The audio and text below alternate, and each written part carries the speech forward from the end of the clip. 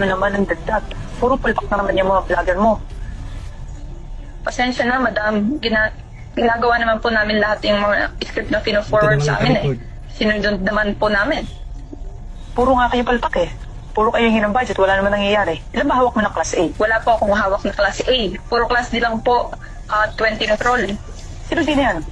Yung grupo po ni Madarahog, kasama sila Rosalinda at taga Bukid.